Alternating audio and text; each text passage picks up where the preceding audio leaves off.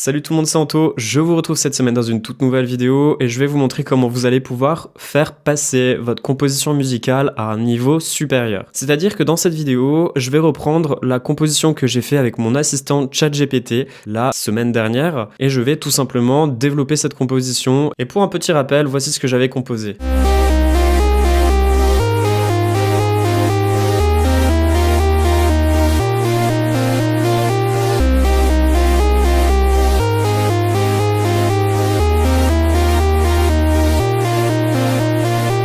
C'est extrêmement simple, j'ai 4 accords, une suite de mélodies et une ligne de basse. Je vais commencer par reprendre la piste de la ligne d'accords et choisir un instrument basique, notamment le piano. Le piano du sampler, je l'aime beaucoup, notamment celui-ci qui est le Steinberg Grand Piano 2.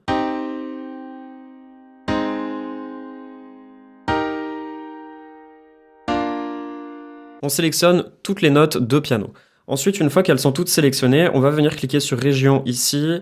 On va cliquer sur une quantification, on va choisir à la double croche. Ensuite, on va descendre le petit bouton plus et on va augmenter légèrement le Q-Flame. Qu'est-ce que ça va faire? Eh bien, ça va tout simplement décaler les notes du haut des notes du bas.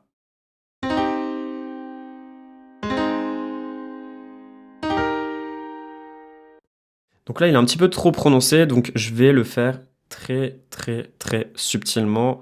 Allez, je vais le mettre à 20. Ça sera bien.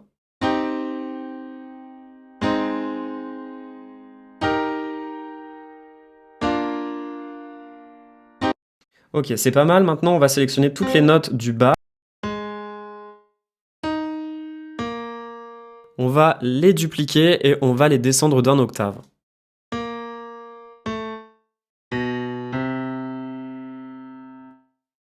Ensuite, on va écouter.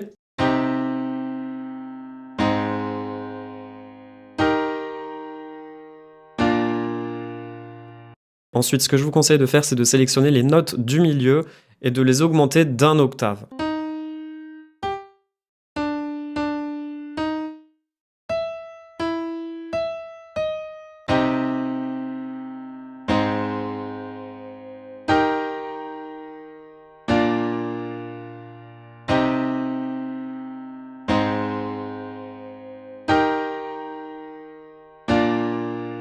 Ensuite, ce que l'on va faire, c'est que l'on va humaniser ces notes. Donc on va venir sélectionner Fonction et on va cliquer sur Transformation MIDI.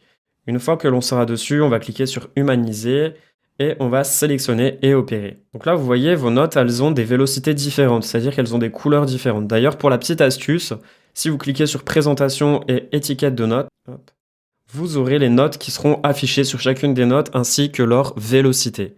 Donc là, par exemple, celle-ci, elle est à 122. On peut la diminuer à 111.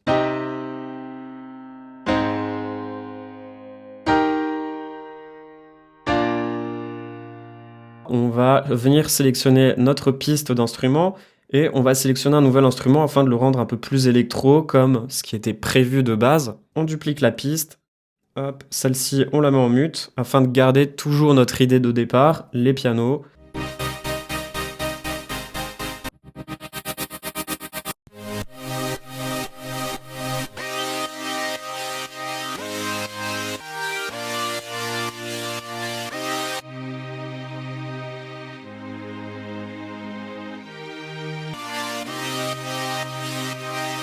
Voilà, je pense que là, on a un layering qui est plutôt bien. Un layering, qu'est-ce que c'est? C'est tout simplement le fait de dupliquer des accords et de créer un nouveau synthétiseur afin de vraiment jouer sur du sound design, c'est-à-dire vraiment donner un son qui sera propre au producteur. Vous pouvez en faire autant que vous souhaitez. On reste minimaliste. On va venir retravailler la mélodie. La mélodie, je l'aimais pas vraiment, ne rentrait pas facilement en tête.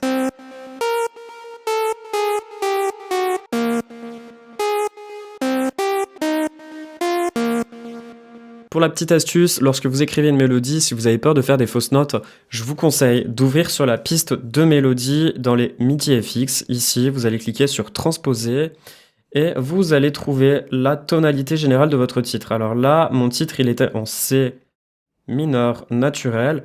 Donc là, on voit toutes les notes sur lesquelles il faut que j'appuie et toutes les fausses notes qui ne sont pas du tout sélectionnées. Si vous laissez ce MIDI FX activé, eh bien, lorsque vous allez mettre play sur votre musique, si, admettons, vous avez joué cette note-là qui n'est pas bonne du tout, hop, et bien en fait il va me jouer celle du bas.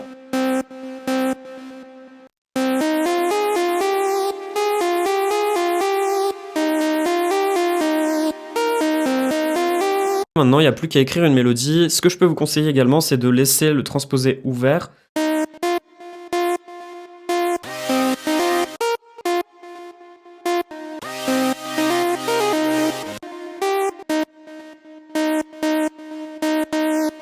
Ok, maintenant on va tester si c'est une boucle qui marche plutôt bien ou pas.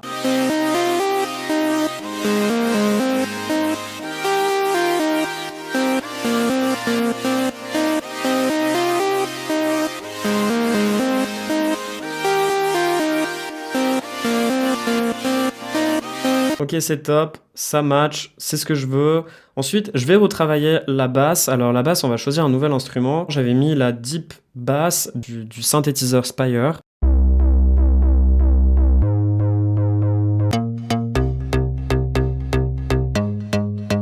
Là, je trouve que la basse, elle est un petit peu trop haute au niveau de l'octave, donc on va diminuer l'octave de la basse, on va le descendre de 1 octave.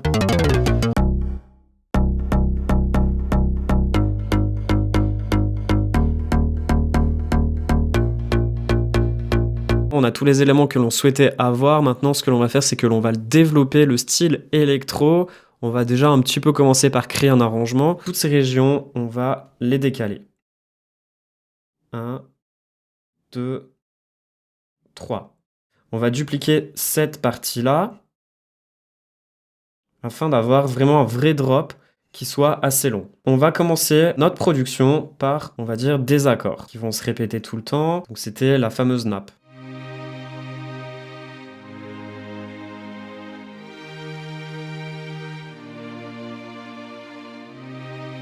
Comme on est dans un style électro, ce que j'aimerais bien faire, c'est ajouter des basses assez rapidement.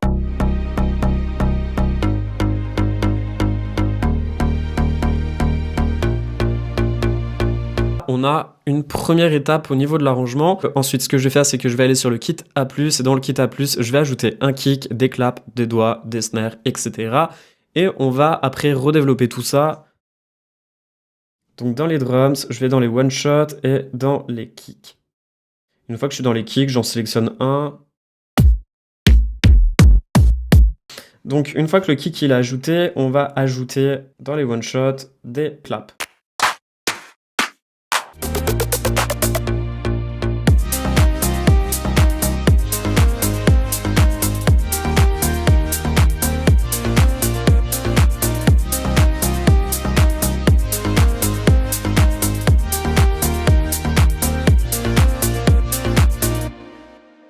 Yeah! Merci à vous d'avoir regardé cette vidéo, j'espère qu'elle vous aura plu. N'hésitez surtout pas à mettre des pouces bleus, ça soutient également toujours le travail et l'information que je peux vous partager sur cette chaîne YouTube.